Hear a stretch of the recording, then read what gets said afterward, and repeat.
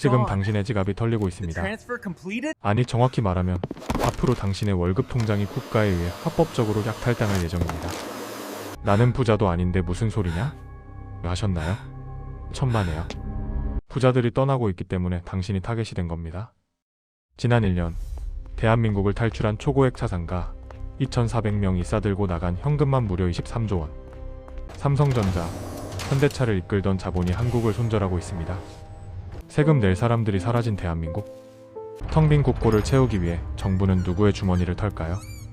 바로 도망가지 못한 당신, 성실한 월급쟁이와 자영업자들입니다. 이것은 단순한 이민 이야기가 아닙니다. 침몰하는 타이타닉호에서 구명정이 떠나고 있다는 생존 신호입니다. 부자들이 짐을 싸는 진짜 이유. 그리고 남겨진 우리가 겪게 될 세금 폭탄의 미래. 월터의 경제학 시작하겠습니다. 여러분은 자본주의 사회에서 가장 정직한 지표가 무엇이라고 생각하십니까? 주가? 금리? 환율? 아닙니다. 가장 정직한 지표는 바로 사람의 이동입니다. 정확히 말하면 돈을 가진 사람의 이동이죠. 글로벌 이민 컨설팅 기업 헨리앤파트너스 발표한 충격적인 데이터가 있습니다. 2024년 대한민국을 떠날 것으로 예상되는 고액 순자산 보유자 수? 세계 4위입니다. 중국, 영국, 인도, 그리고 대한민국? 앞에 세 나라는 인구가 수억에서 수십억에 달하는 대국입니다. 하지만 인구 5천만의 대한민국이 이들과 어깨를 나란히 하며 부자를 잃고 있습니다. 인구 대비 비율로 따지면 사실상 전 세계 1위의 자본 유출국입니다. 어떤 분들은 비난합니다. 한국에서 돈 벌어놓고 세금 내기 싫어서 도망가는 매국노들, 배부른 돼지들의 투정. 하지만 감정을 걷어내고 냉정하게 봐야 합니다. 경제학에는 합리적 선택 이론이라는 것이 있습니다. 인간은, 특히 자본은 자신에게 가장 이익이 되는 곳으로 흐르고 손해가 되는 곳에서는 빠져나갑니다. 지금 대한민국은 돈을 버는 것보다 돈을 지키는 것이 불가능에 가까운 나라가 되었습니다. 그들이 조국을 버리는 것은 탐욕 때문이 아니라 자신의 자산과 가문을 지키기 위한 마지막 생존 전략일지도 모릅니다. 오늘 우리는 이 거대한 엑소더스의 원인을 데이터와 팩트로 낱낱이 해부할 것입니다. 징벌적 상속세, 기업 사냥의 합법적 도구. 부자들이 한국을 떠나는 첫 번째, 그리고 가장 결정적인 이유는 상속세입니다. 대한민국의 상속세 최고세율 50%, OECD 국가 중 일본의 여유입니다. OECD 평균이 15% 수준인 걸 감안하면 우리는 글로벌 스탠다드보다 3배 이상 가혹합니다. 하지만 이게 끝이 아닙니다. 대한민국에는 전 세계 어디에도 없는 최대 주주 할증 과세라는 독소 조항이 있습니다. 기업 오너가 자식에게 지분을 물려줄 때 경영권 프리미엄 20%를 더해서 세금을 때립니다. 결국 실질 상속세율은 60%가 됩니다. 전 세계 압도적 1위입니다. 이게 무슨 의미일까요? 내가 평생 피땀 흘려 100억짜리 회사를 키웠습니다. 법인세 냈고 소득세 냈고 재산세 다 냈습니다. 그런데 내가 죽는 순간 국가가 아무런 기여도 없이 60억을 가져갑니다. 자식에게 남는 건 40억. 그런데 이 세금을 현금으로 낼 수 있을까요? 대부분의 자산은 주식이나 공장에 묵혀 있습니다. 결국 세금을 내기 위해 자식은 회사의 주식을 팔아야 합니다. 주식을 팔면 지분율이 떨어지고 결국 경영권을 뺏기게 됩니다. 이것은 소설이 아닙니다. 밀폐용기 세계 1위였던 라겔라, 손톱깎이 세계 1위 37, 콘돔 시장 세계 1위 유니더스. 이 건실했던 대한민국 1등 기업들이 상속세를 감당하지 못해 결국 사모펀드의 회사를 매각했습니다. 기업이 100년, 200년 이어지며 기술을 축적하고 고용을 늘려야 나라가 부강해지는데 대한민국은 세금이라는 칼로 기업의 수명을 강제로 끊어버리고 있는 셈입니다. 스웨덴의 발렌베리 가문을 아십니까? 스웨덴. GDP의 30%를 차지하는 이 가문은 5대째 경영을 이어오고 있습니다. 스웨덴은 상속세가 0원이기 때문입니다. 부자가 예뻐서가 아닙니다. 황금알을 낳는 거위의 배를 가르지 않고 계속 알을 낳게 하는 것이 국가와 국민에게 더 이득이라는 걸 알기 때문입니다. 하지만 한국의 부자들은 깨달았습니다. 이 나라에서 기업을 하는 건 결국 국가에 헌납하기 위해 일하는 노예계약과 같다. 그래서 그들은 떠납니다. 상속세가 없는 싱가포르로, 가업 승계를 존중해주는 미국으로. 갈라파고스 규제의 혁신의 무덤. 세금만큼이나 그들을 질리게 만드는 것? 바로 숨막히는 규제와 반기업 정서입니다. 한국 주식시장이 저평가받는 현상, 코리아 디스카운트의 핵심 원인이 무엇일까요? 북한의 핵위협? 아닙니다. 전문가들은 입을 모아 후진적인 지배구조와 관치금융, 그리고 규제를 꼽습니다. 한국은 전형적인 포지티브 규제 국가입니다. 법에서 이거 해라라고 허락한 것 말고는 원칙적으로 다 불법입니다. 반면 미국이나 영국은 네거티브 규제입니다. 사람을 해치지 마라, 사기치지 마라. 이런 몇 가지 금지 사항만 빼면 무엇이든 상상하고 도전해도 됩니다. 우버, 에어비앤비 타다. 전 세계가 공유 경제로 AI 혁명으로 달려갈 때 한국에서는 기득권의 반발과 낡은 법 때문에 혁신 기업들이 범죄자 취급을 받았습니다. 쿠팡이 왜 한국 거래소가 아닌 미국 뉴욕 증시로 갔을까요? 단순히 돈을 더 당기기 위해서가 아닙니다. 차등 의결권 같은 경영 방어 장치가 한국에는 없기 때문입니다.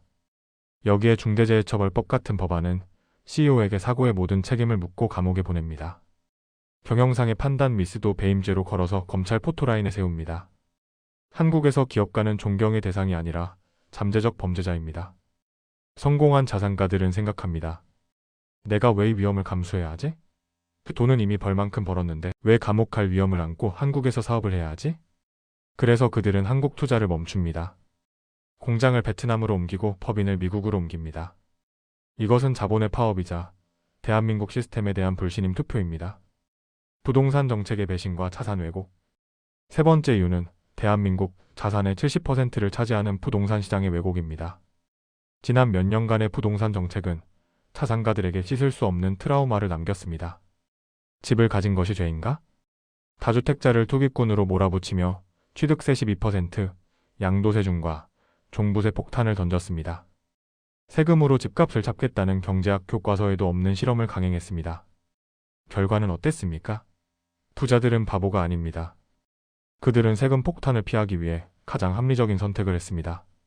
지방의 아파트, 상가, 오피스텔을 다 팔아치우고 세금을 내더라도 버틸 가치가 있는 서울 강남에 똘똘한 한 채로 몰려갔습니다. 이로 인해 지방 부동산은 소멸 위기에 처했고 서울 핵심지는 평당 1억을 넘어 2억을 팔아봅니다. 국토의 균형 발전은 완전히 무너졌습니다. 그런데 이제 부자들의 시선이 바뀌었습니다. 한국 부동산은 끝물이다. 인구는 줄어들고 세금은 늘어나고 정권이 바뀔 때마다 정책이 널뛰기를 합니다. 그래서 그들은 이제 강남을 사는 게 아니라 맨해튼을 사고 도쿄를 삽니다. 한국 아파트를 판 돈을 달러로 바꿔서 해외 부동산을 사들이는 자산 피난이 급증하고 있습니다. 이것은 단순히 투자처를 바꾸는 게 아닙니다. 원화 자산을 팔고 달러 자산을 확보한다는 것. 대한민국의 미래 가치보다 미국의 미래 가치에 베팅하겠다는 뜻입니다. 내수 경제를 지탱하던 거대한 기둥 하나가 지금 뿌리째 뽑혀 나가고 있는 것입니다. 100조 원 증발의 나비 효과. 자, 부자들이 떠나고 100조 원이 사라지면 어떤 일이 벌어질까요? 부자들 없으면 우리끼리 잘 살면 되지? 정말 그럴까요? 첫째, 세금의 역습이 시작됩니다. 국가는 거대한 고정비가 드는 조직입니다. 상위 1%가 내던 막대한 세금이 사라지면 국가는 그 구멍을 메워야 합니다. 누구에게 거둘까요? 결국 포편 증세라는 이름으로 중산층과 서민의 유리지갑을 털게 됩니다. 근로소득세가 오르고 건강보험료가 폭등하고 부가세 인상 논의가 나올 것입니다. 부자를 쫓아낸 대가를 우리가 치르는 겁니다. 둘째, 원화 가치의 폭락입니다. 부자들이 떠날 때 원화를 트럭에 싣고 가지 않습니다. 원화를 팔고 달러를 사서 나갑니다. 대규모 자본 유출은 환율 급등을 부릅니다. 한 달러에 1,300원 하던 환율이 1,500원, 1,600원이 되면 어떻게 될까요? 수입 물가가 미친 듯이 오릅니다. 기름값, 밀가루값, 과일값이 폭등합니다. 결국 인플레이션이라는 고통은 하루 벌어 하루 사는 서민들의 식탁을 가장 먼저 덮칩니다. 셋째, L자형 장기 침체입니다. 자본이 없으면 투자가 없고 투자가 없으면 일자리가 없습니다. 기업이 떠난 자리에 양질의 일자리는 사라지고 청년들은 알바를 전전하게 됩니다. 이것이 바로 남미의 아르헨티나, 남유럽의 그리스가 겪었던 길입니다. 부자를 악마화하고 쫓아낸 나라의 끝은 모두가 평등하게 가난해지는 비극이었습니다. 경제학의 래퍼 곡설 래퍼 커브는 말합니다.